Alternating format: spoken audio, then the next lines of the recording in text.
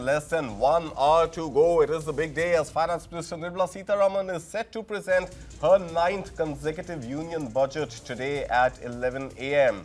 All eyes firmly on Budget 2026 amid wide-ranging expectations from industry and financial markets. Industry bodies are calling for stronger policy support and GST rationalization even further, as well as improving ease of doing business, with experts largely ruling out changes to income tax slabs as the new Income Tax Act comes into force this year from April 1st. Well, we have the pleasure of also being joined, in addition to a battery of experts and guests, our own Money9's Priyanka Sambhav. And we thought, for our viewers, let's have a bilingual coverage. क्यों प्रियंका, आपका सबसे पहले क्या मानना है इस budget से क्या निकल के आएगा? शुक्रिया कार्तिक। देखिए, ये है निर्मला सीतारमण जी का 9th बजट और हम हैं न्यूज़ 9। तो मुझे लग रहा है कि कुछ हम जो है ये 9 की तिगड़ी बहुत अच्छी बैठने वाली है। अब चैलेंजिंग टाइम है क्योंकि इस बार केवल अंदरूनी फैक्टर्स ही नहीं, एक्सटर्नल फैक्टर्स जो हैं उनके लिए एक बड़े चैलेंज बनकर के आ रहे हैं।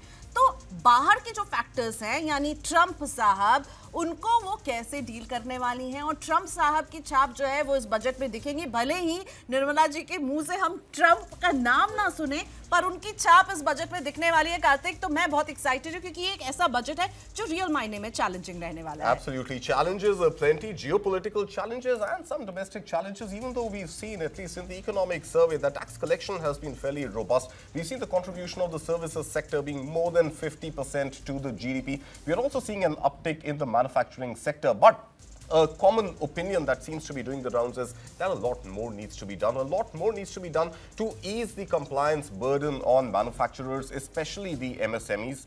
And then, of course, since consumption continues to add to the momentum of the economy, the growth momentum of the economy, I think all eyes are also keen and all ears are also peeled to try and figure out, can the finance minister give another consumption boost, not just on the supply side, not just to capital expansion by the private sector, but also more money in the hands of people to go ahead and buy those purchases. So, Priyanka, with your permission, without any further ado, let's introduce our guest. First up in the studio, we have Mr. O.P. Yadav, former Commissioner of the Income Tax Department. Barnik Chitran Mehta, thank you so much for braving the traffic even on a Sunday morning and the weather and coming over to Noida all the way from Gurgaon. And of course, our very own TV9's international editor, R. Sridharan.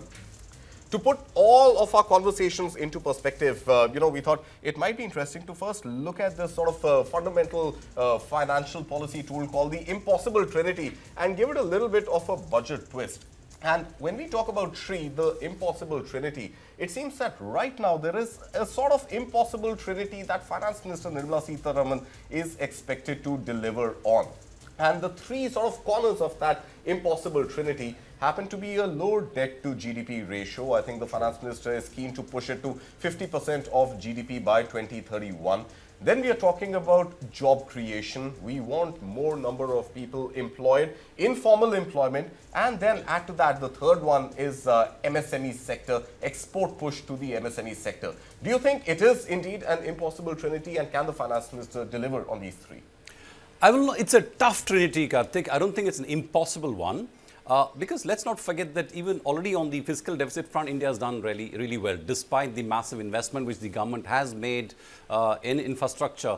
Because we know it's the government expenditure which has really been keeping the growth up for the economy, while private investment has been anemic. Consumption has been very strong for India, so that's a good story.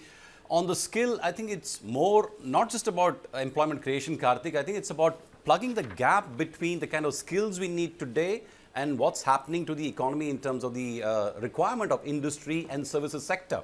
So I think it's very important to bridge that gap rather than just talk of job creation in isolation. Because unless you bridge that gap, even if you create jobs, where are the people going to come from? Yeah. Right?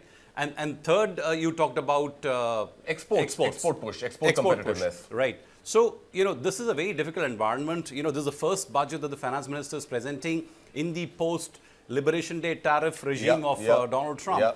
So, we have seen, how erratic the whole, approach of the US has been to tariffs. And it is not going to be easy for India to navigate that. And hence, the emphasis on all the bilateral trade deals and the multilateral trade deals that we are striking, the free trade deals that we are striking, for example, with the EU. So these are going to be important. As long as India is able to diversify its markets and strike such deals quickly and get the the fine print of these deals implemented quickly, Yeah. I think we should be able to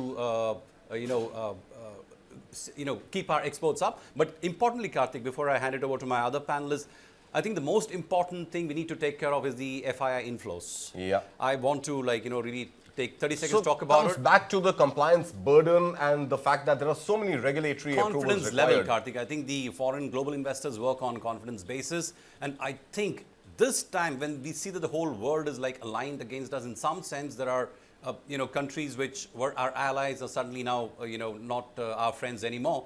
I think in that environment we really need to open the doors, all the doors, and tell FIs to come in and invest, and in fact go out of a way to make sure that they get the tax breaks and not get into things like a Tiger Global scenario, which actually is revisiting some well-settled taxation a policy. Yeah. So I think we need to be very careful of that. We don't want to scare FIs away. Absolutely. Retrospective taxes. Barnik is nodding away. We will come to that. But Priyanka, agar aap mujhe ijazat de, let's introduce the other guests also on the show. We also have Siddharth Pai, who will talk about artificial intelligence, who will talk about all this skilling deficit that Sri just spoke about. We have Mr. Dilip Chenoy, former Secretary General at FICCI, and of course an auto sector expert and veteran, and also somebody who dabbles extensively in cryptocurrency as a policy regulation tool. And we also have Vibha Dhawan, the Director General of TERI, who would be telling us if climate financing is something that the government should take more seriously. But Priyanka, abhi ke liye aap mant संभाले. मुझे सबसे पहले तो ये जानना है कि middle class को क्या मिलेगा। ओपी यादव जी यहाँ मेरे साथ बैठे हुए हैं और इन्होंने मुझे पहले ही कह दिया था प्री बजट डिस्कशन में कुछ नहीं मिलेगा? कुछ नहीं मिलेगा। तो सर आज देखिए बारिश हो रही है सुबह सुबह, ठीक है, दिल्ली का मौसम जो है वैसे ठंडा था, सुहाना हो गया। बारिश को हमेशा शुभ संकेत माना जाता है, बिल्कुल ये सही तो कहा शुभ आपने संकेत है। आपका मन बदला है क्या? निर्मला ताई का मन बदला है क्या? आपको लग रहा है ये शुभ संकेत है? कुछ तो मिडिल, हमारे जैसे मिडिल क्लास के लिए कुछ तो आए। Or will it rain down on the aspirations of the middle class? Priyanka ji, पहले मैंने आपसे चर्चा की थी, कुछ तो बदला है इकोनॉमिक सर्वे देखने के बाद। चलिए अच्छी बात है। एक खबर जो लग रही है, जो हम बार बार बात कर रहे हैं स्टैंडर्ड डिडक्शन की, हमने ये बात कही थी क्या कुछ न्यू टैक्स रेजिम में बदलाव आएंगे।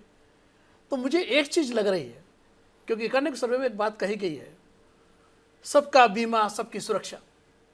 तो हो सकता है जो हेल्थ इंश्योरेंस का जो बेनिफिट आपको ओल्ड टैक्स रेजिम मिलता है वो न्यू टैक्स रेजिम के अंदर एक संभावना लगती है कि आ सकता है। तो ये एक रिलीफ टैक्स पेयर को मिल सकती है। सर, इसी के साथ में जुड़ा हुआ एक सवाल कई लोगों के दिमाग में ये भी आ रहा है कि फर्स्ट टाइम होम बायर्स, क्या उनको भी कुछ सुविधा न्यू टैक्स रेजिम में मिलने की संभावना है? मुझे इसकी संभावना कम लगती है, क्योंकि ये बात पिछले फाइनेंस एक्ट जब आया था तब भी रखी गई थी जी।